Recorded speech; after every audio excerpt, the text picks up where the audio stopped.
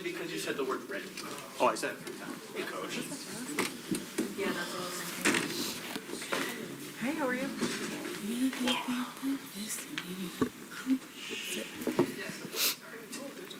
Are we closer to this?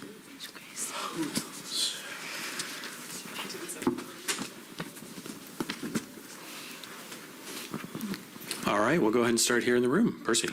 Hey, Coach, how you doing? Well, Hey, after your last game, it was Skylar who said that you guys weren't ready to play. After that type of performance, are you, as a coach, kind of curious as to how your team sort of comes back that next game? yeah, I am. And, you know, we have a locker room full of competitors and people who are well aware of, you know, our potential and how we should show up. And so, yeah, I'm curious. I'm excited. I'm ready to get some opportunity to try again.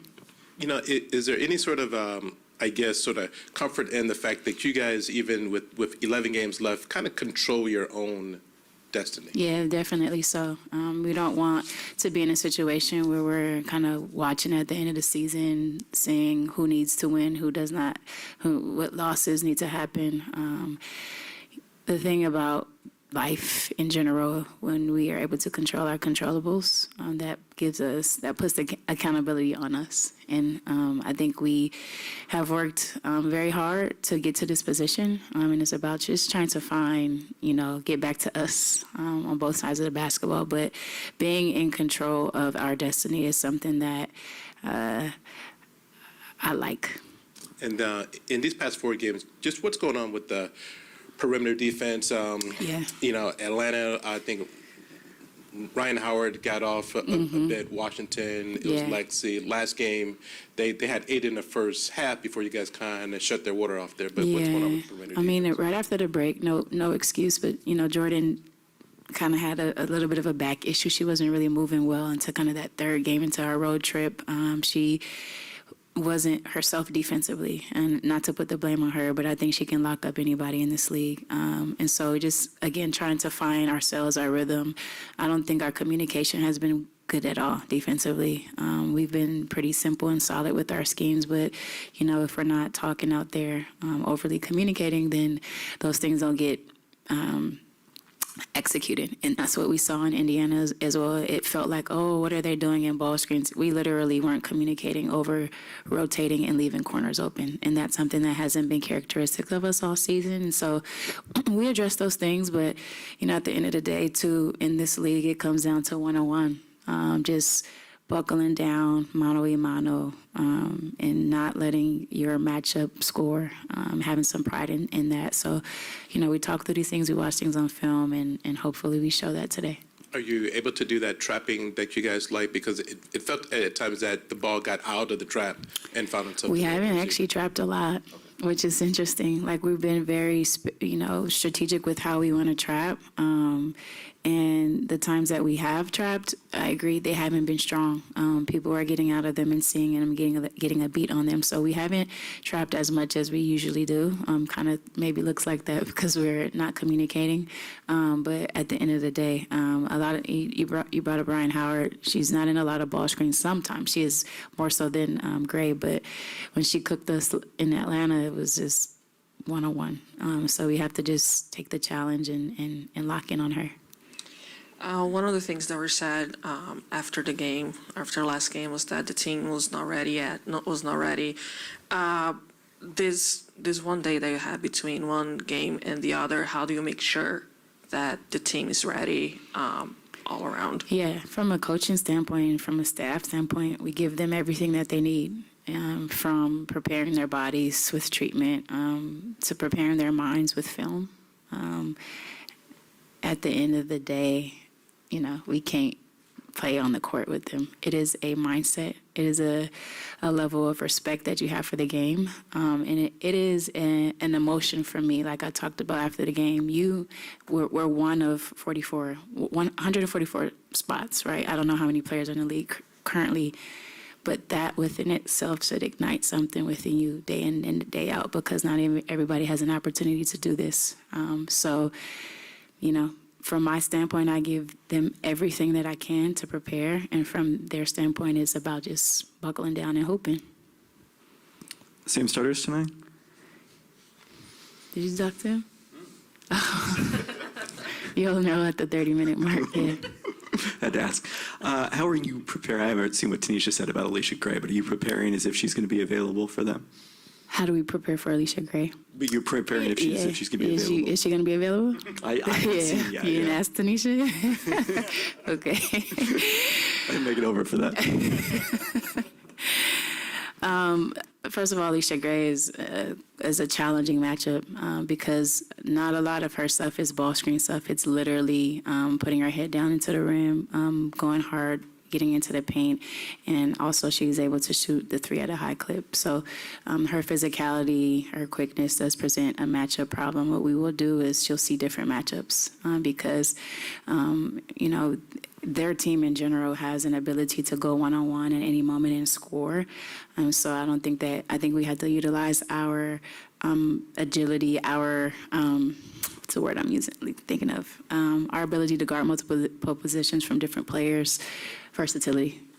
Thank you, everybody, for helping me out.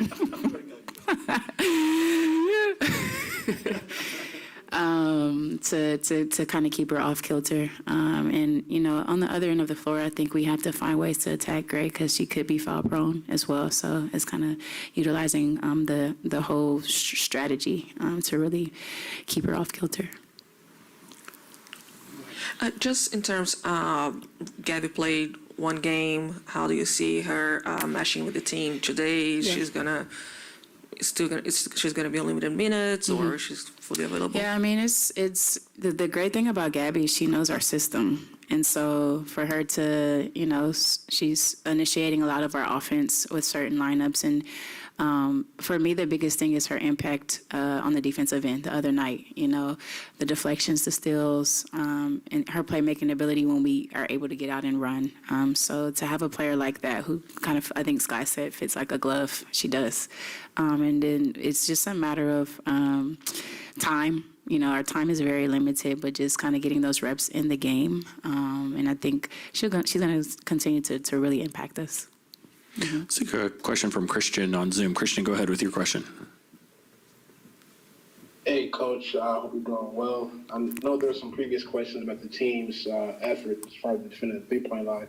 I was wondering if you noticed that before the break, the Seattle Storm were limiting teams to around 28% from above the break three-pointers. Mm-hmm. But entering these last four games, they're actually leading the league, allowing opponents to shoot around 39%. Mm-hmm. With the film that you've watched the last couple days, I was wondering if that's something that you picked up on, something that you noticed in that part of the floor?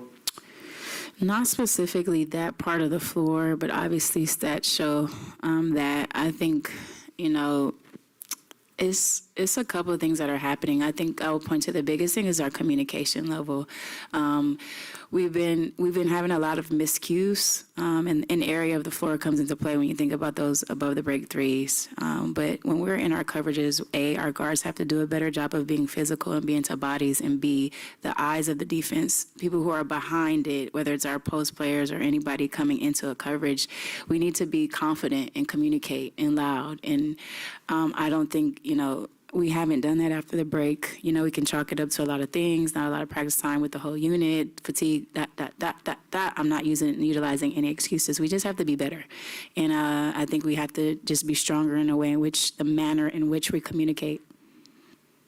And as far as the team's communication before the break, I believe around 36% of the team's two-point field goals were unassisted. But now over the last four games, this is hovering around 49%. Would you say that's a communication aspect as well? That's offense, that's filling the game, that's having the wherewithal to take better shots, move the basketball.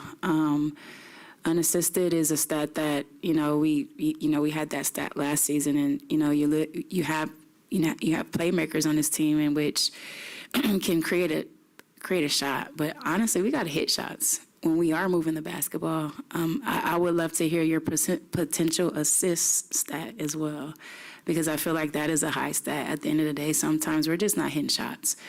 So I think that's a couple of things that's going on right now. Getting into a flow, definitely we need to move the ball better and take better shots. But also when we get open shots, we got to hit them. And Percy, Percy, go ahead and wrap us up. After those tough losses who says and does the things in the locker room that needs to be said? Because it felt like in years past that kind of felt to Sue, but just wonder like within this sort of current makeup of the team, like who sort of takes over that? Yeah, that's a great question. I'm not in there a lot of times when it's solely the players. Obviously, when I'm in there, sometimes it gets very spirited. But I'm sure it comes from Sky, Nneka. I'm sure Jules in there. Sammy, I think, is another good voice. But you would probably have to ask them. I'm not sure. When I come in there, it's pretty quiet. All right, thanks, Coach. We'll see you after the game.